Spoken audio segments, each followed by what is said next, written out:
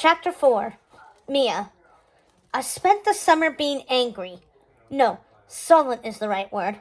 Showing irritation through a gloomy silence. At my parents, especially my papa. Mama at least initially took my side when Papa told me that I had to break up with Luke. But even she eventually gave in to my father.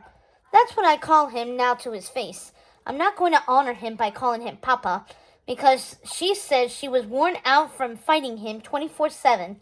How can my parents demand that I be responsible enough to become valedictorian of my class, work as a babysitter on weekend nights, have dinner on the table when they get home from work, start my two sisters on their homework when we get home from school, and take care of the chickens and the yard? Yet not be mature and responsible enough to make a decision on what boy I want to be with? Luke treated me like a queen, treated me with respect and tenderness the whole time we were together in our freshman and sophomore years. What more could any girl want? Yet to my father, he wasn't good enough because Luke is poor and white. Well, we're poor and Hispanic. How many people in this country look down on people like us and question whether we even belong here? I am so stressed out over the Luke thing and the work my parents keep piling on me. Plus, today was the first day of school, and I've never had a schedule this hard. Last spring, my guidance counselor, Mrs. Whitney, told me that since I want to be a doctor, I need to get a jump on college by taking some college-level classes at the local community college. She arranged for me to take human anatomy and physiology 1, medical terminology, and introduction to philosophy in the mornings at the college. Then come to school and take AP English 11, AP US History, Advanced Chemistry, and Calculus. That's 7 college-level or advanced classes every day with hours and hours of homework every night. There were no openings for me to take a yearbook 2, where I could have at least been in the same class as Luke for the only time all day, or any other electives. My father told me before school started that I was not to take any classes with Luke and to have no contact with him whatsoever. Oh, and by the way, have his dinner hot for him when he gets home. Well, I'm not going to have his dinner hot for him anymore. There's simply no time. Besides, I'm tired of being his servant. When I got home from school today, I was overrun with homework and reading assignments. I had at least 6 hours of work to do between college and high school. And it was just the first day.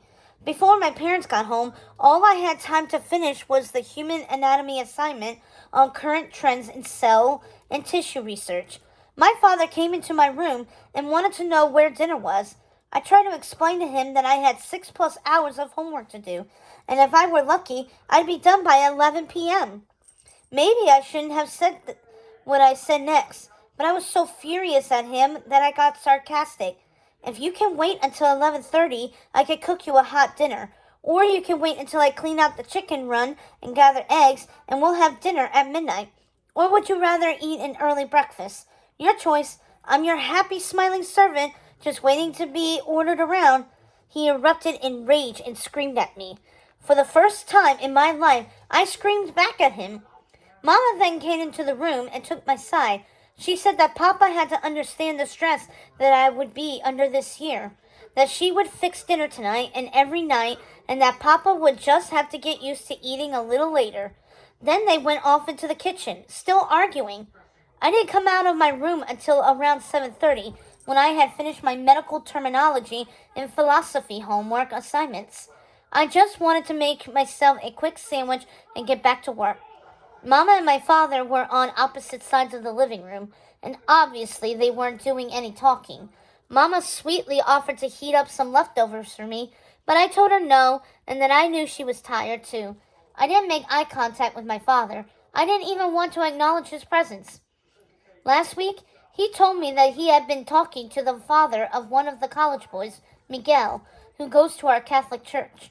My father said he learned that Miguel is not dating anyone, and that the young man knows who you are and would be interested in dating you.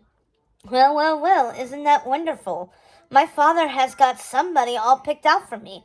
I'm just a poor, dumb little Mexican girl with no sense. Maybe he's even managed to have run a blood test on the young man to make sure he's a 100% Catholic Hispanic. Maybe I should have said yes when Luke asked me to date him secretly this year. I miss him so much. Maybe I will try to get back together with him later in the year if Papa settles down some. But if Papa catches us a second time,